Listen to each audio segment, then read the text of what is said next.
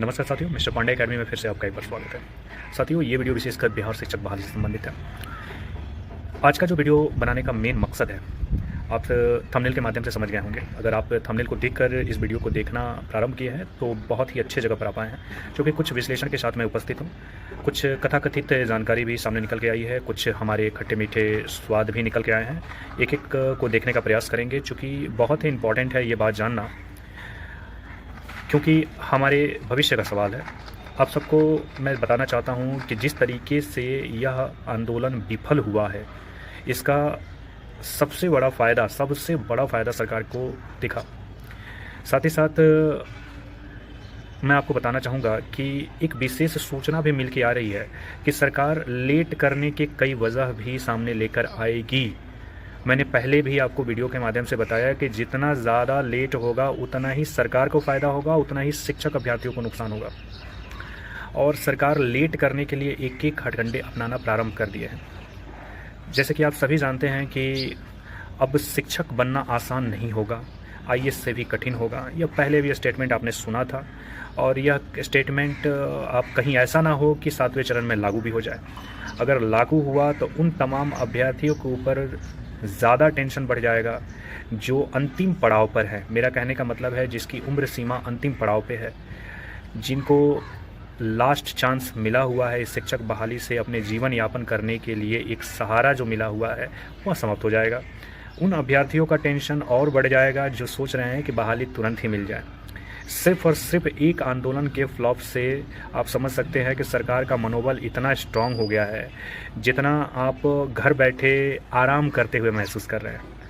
मैं सभी के नहीं बोल रहा हूँ कि जो अभ्यर्थी, हम समझ सकते हैं कुछ अभ्यर्थी मुश्किल में होंगे जो नहीं जा पाएँ, कुछ की अपनी व्यक्तिगत समस्या होगी कि नहीं जा पाएँ।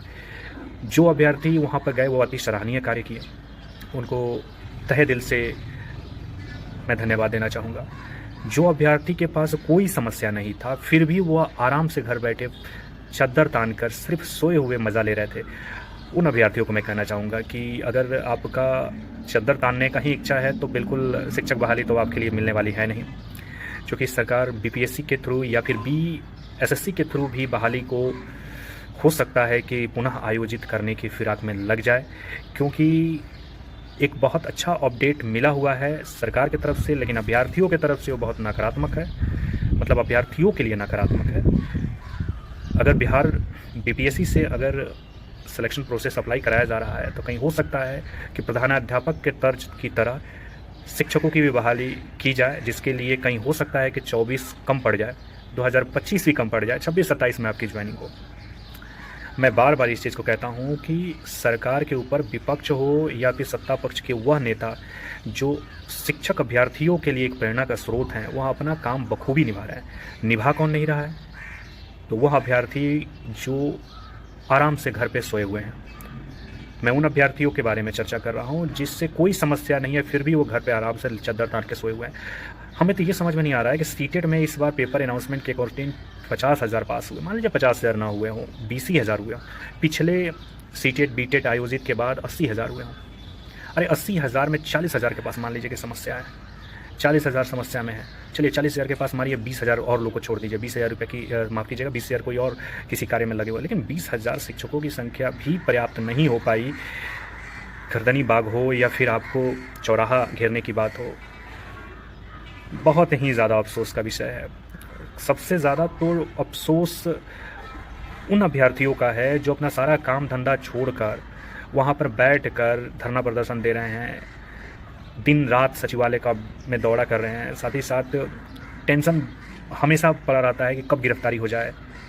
जैसे आप समझ सकते हैं, जो अभ्यर्थी वहाँ पर प्रेजेंट होकर आपका नेतृत्व कर रहे हैं वह कोई अमीर बाप का औलाद नहीं है, एक साधारण परिवार का औलाद है। क्या ज़रूरी है उसे इतना कुछ करने के लिए? लेकिन फिर भी अगर सारे काम धंधा को छोड़कर वह अगर वहाँ पर आपके लिए और आपके हक की खातिर वह लड़ रहा है, तो इसका मतलब है कि वह सोच समझ रहा है कि इस जीवन में जीना कितना कठिन है। लेकिन जो ऐशो आराम की ज़िंदगी जी रहे हैं, अरे अमीर बाप के जो औलाद होंगे वो तो घर पर बैठे ही रहेंगे, उसके लिए कोई समस्या नहीं है। लेकिन जहाँ तक मुझे समझ में आता है कि 80,000 में कोई भी अमीर बाप की औलाद नहीं होगा। अगर अमीर बाप की औलाद होता तो वो शिक्षक ही नहीं बनता, शिक्षक के लिए परीक्षा ही नहीं देता, वो अच्छा कार्य करता। लेकिन अगर कोई ऐसा है उसमें तो उसका छोड़ ही दीजिए, बाकी जो शिक्षक अभ्यर्थी हैं वो कम से कम धरना में तो गए होते। आज धरना फ्लॉप हो गया, वो अभ्यर्थी सारे मायूसी के साथ पटना में बैठे हुए हैं। मतलब कितना अफसोस की बात है कि लड़ाई हमारे लिए लड़ी जा रही है और हम घर पे बैठे रहे। अरे नहीं, मैं कह रहा हूँ कि 80,000 स्टूडेंट वहाँ जाइए, अरे कम से कम एटलीस्ट 10,000 भी तो पहुँचे होते। अरे 7 दिन ही तो वो सब समय मांगे थे आपसे, 7 दिन तक घर से नहीं निकल पाए आप सब, क्या भविष्य में आगे कीजिएगा। अरे 80,000 में 80,000 जॉब नहीं ना कर रहे हैं, कितना मतलब अफसोस की बात है। चलिए, अगर अभी भी वक्त है मेरे साथियों, अभी भी वक्त है, अभी भी समय है। नेक्स्ट आंदोलन आयोजित करने की जो प्रक्रिया है बहुत जल्द प्रारंभ की जा रही है। अनुमानतः आपको 20 या 22 तारीख से, अनुमानतः 22 तारीख से ही मुझे जहाँ तक सुनने में आ रहा है, अगर ऐसा मौका मिल रहा है तो मैं सबसे आग्रह करूँगा कि फिर से आइए मेरे दोस्तों। अरे मत देखिए एक दूसरे का शकल, लोग समाज क्या कहेंगे कि आंदोलन में गया था। अरे मेरे सर, मेरे मित्र, मेरी बहना, आपको मैं बता दूं, अगर यही सब कोई सोचता रहता तो आज भी मेरा देश गुलाम ही रहता, आज़ाद नहीं रहता। हम भी आज गुलामी की ज़िंदगी जीते, हम भी आज कोड़े की मार खाते हैं, हम भी आज कहीं ना अंग्रेज के घर में चाटुरकार बने होते, कहीं बर्तन साफ़ करते, कहीं पोछा मारते। अरे उन्होंने अपना बहुत कुछ योगदान दिया है, तब हम आज इतने सुकून की सांस ले पा रहे हैं। वो भी गांधीवादी तरीके से आंदोलन करने की प्रक्रिया जब कही जा रही थी, फिर भी आराम से घर पे फरमाए जा रहे थे। अभी भी वक्त है मेरे साथियों, इस पर विचार कीजिए, अन्यथा कहीं ऐसा ना हो कि बीपीएससी के नाम पर आपको उठाकर 2 साल का और ज़्यादा टसका दे। ये कोई छोटा मोटा व्यक्ति नहीं है, इस बारे में जानकारी मुझे पहले से ज्ञात हो रही थी, लेकिन चूँकि कोई नहीं कहा जाता है, ठोस ना होने की वजह से बताना भी अनुचित है, क्योंकि कोई भी जानकारी पहले दे दो फिर उसके बाद अगर वो सही ना निकले तो अपने आप में ही एक शर्मिंदगी महसूस होती है। लेकिन एक बीजेपी के प्रवक्ता के द्वारा अगर यह बात कही जा रही है, प्रवक्ता नहीं, बीजेपी एमएलसी हो, उनके द्वारा अगर ये कही जा रही है, तो इसका मतलब है कि जो जानकारी थी वो सही समन निकल के आ रही है। तो कहीं ऐसा ना हो कि फिर आप पड़ जाए फेरे में और सरकार पड़ जाए पेड़े में, ठीक है ना, सरकार खाए पेड़ा और आप खाए डंडा, वही कहीं हाल ना हो जाए। वक्त है मेरे साथियों, इसी समय दबाव बनाइए और ये बहाली ले लीजिए। इस 7वें चरण के बाद जो करना है करे सरकार, किसी को कोई टेंशन नहीं है, कम से कम अभ्यर्थियों के हित में कार्य हो। और अभ्यर्थी घर पर बैठे रहेंगे तो उनका क्या हित होगा ये मुझे बताने की ज़रूरत नहीं है। विगत 4 सालों से आपका जो हित हो रहा है वो किसी से छुपा नहीं है, और जो होने वाला है वो भी नहीं छुपा है, ठीक ना। सबको जानते हुए भी अगर आराम फरमा रहे हैं तो बहुत ही सराहनीय कार्य कर रहे हैं, और मैं आपको तहे दिल से धन्यवाद देता हूँ। और बहुत सारे साथियों ये सोचेंगे कि सर आप क्यों नहीं आ रहे हैं, तो मैं आपको बता दूँ कि मैं भी बहुत कोशिश कर रहा हूँ आने का, चूँकि मैं आउट ऑफ स्टेशन हूँ, थोड़ी समस्या मेरे अंदर बनी हुई है, लेकिन मैं अपनी तरफ से पूरी कोशिश कर रहा हूँ। अगर मुझे वक्त मिल जाए तो मैं ज़रूर आऊँगा, अन्यथा मैं आपको वीडियो के माध्यम से हमेशा जागरूक करते रहूँगा। मेरा यही प्रयास है कि सारे साथियों का जॉब हो जाए।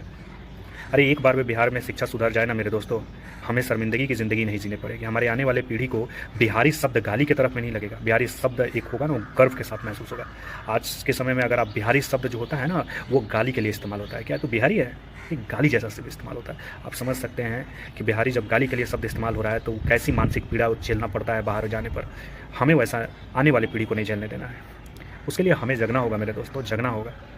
मैं सभी से विनती कर रहा हूँ कि आने वाले जो आपका आंदोलन है उसमें पूरा सहयोग दीजिए, अपना 100% दीजिए ना दोस्तों, अपना 100% दीजिए। ऑलरेडी आपको 100% फीडबैक मिलेगा, लेकिन आप 100% दे नहीं रहे हैं, सोच रहे हैं 100% मिल जाए। तो सरकार भी आपको लॉलीपॉप धरा रही है और आप भी सरकार को लॉलीपॉप धरा रहे हो। तो लॉलीपॉप खेलते रहिएगा, बहाली गया तेल लेने, फिर आराम से इंतज़ार करते रहिए। जय हिंद। आगे आपको सोचना है। जितना मुझे समझ आया, जितना मुझे उन दोस्तों की पीड़ा महसूस हुई जो आपके नेतृत्व कर रहे थे, तो मैं आप सबके समक्ष उपस्थित होकर उनकी पीड़ा को, भावनाओं को बयां करने का प्रयास किया कि उनके अंदर क्या पीड़ा होगी, जिन्होंने आप पर विश्वास करके आंदोलन आयोजित किया, आप पर विश्वास करके, और आपकी वजह से फ्लॉप हो गया, आपकी वजह से जेल गए, आपकी वजह से लाठियाँ खाएँ, और आज आपकी वजह से फेल हो गया। तो जो नेतृत्व कर रहे हैं उन्हें लीडर बनने की शौक़ नहीं है, उन्हें एक शिक्षक बनने का शौक़ है। कम से कम उसकी भावनाओं के साथ तो मत खेलिए।